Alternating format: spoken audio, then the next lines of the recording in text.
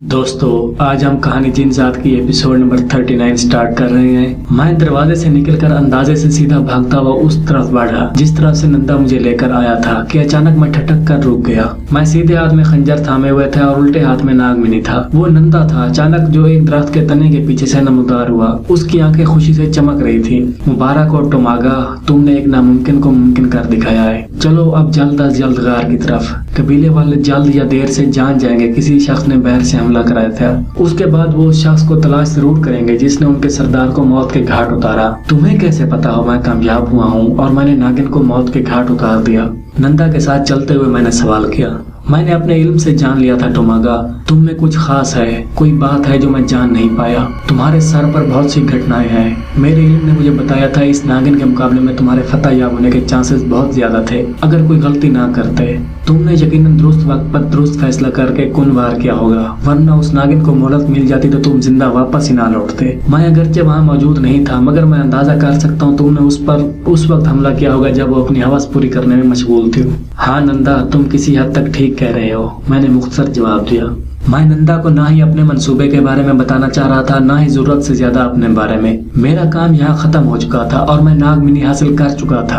अब असूली तौर पर मुझे जल्द अज जल्द जंगल से निकल जाना चाहिए था, मगर ये बात हकीकत थी कि नंदा ही की वजह से मैं उस नागिन को आसानी से शिकार कर पाया था, तो मुझ पर इखलाकी जिम्मेदारी थी कि मैं उसकी मदद करता। दूसरा, मैंने उससे वादा किया था जो मुझे हर हाल में निभाना था। तुमने नागमिनी हासिल कर लिया है टोमागा, क्या इसका मकसद सिर्फ अपना रूप बदलने पर कादिर होना था? नंदा ने अखरुआ सवाल कर लिया जिससे बचना चाह रहा था। हाँ नंदा, नागमिनी हर किस्म के जादू का तोड़ जोड़ कर सकता है और भी बहुत से इस्तेमाल है इसके।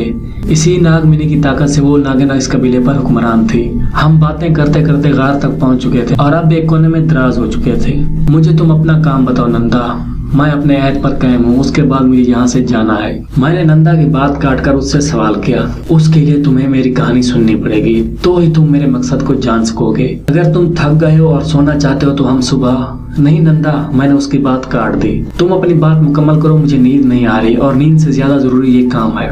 ठीक है टोमागा, शायद तुम्हारे लिए हैरानगी की बात हो, मैंने साइंस के कई शोबों में मास्टर्स की डिग्री ली है। पढ़ाई मेरा शौक था, खास तौर पर क्वांटम तबियात और नजरियाती तबियात। मैं तुम्हें साइंसी बातें सुनाकर बेजार नहीं करूंगा। मुख्तसर जान लो कि मैं माजी और मुस्तकबिल में जाने को मुमकिन समझता हूँ और उसी का तरीका तलाश कर रहा हूँ। मगर नंदा, हम वक्त पर काबू नहीं पा सकते। वक्त पीछे नहीं जा सकता और ना ही हम वक्त में आगे जा सकते हैं, मैंने उलझते हुए कहा। नहीं टोमागा, ये इतनी आसान और सादा बात नहीं है। ये सारी कायनात मादे से बनी है और मादा एटम्स पर मुश्तमिल है। हर एटम के अंदर मजीद बेशुमार ज़रात होते हैं। कायनात आज से 13.8 अरब साल पहले एक हाइड्रोजन के एटम से भी लाख गुना छोटे से नुक्ते में कैद थी। उस वक्त एटम मौजूद नहीं थे, सिर्फ एटम के अंदर पाए जाने वाले बुनियादी ज़रात मौजूद थे जो करोड़ों डिग्री सेंटीग्रेड की वजह से प्लाज्मा की तरह की शक्ल में थे, जिसे हम क्लार्क गिलवान प्लाज्मा कहते हैं। अचानक ही वो जर्रा रोशनी से भी लाखों गुना तेजी से हर तरफ फैलना शुरू हो गया। यही कायनात की इब्तिदा थी। मगर साइंस अपनी तमाम तरक्की के बावजूद इस लम्हे और इससे पहले के बारे में कुछ नहीं जान पाई।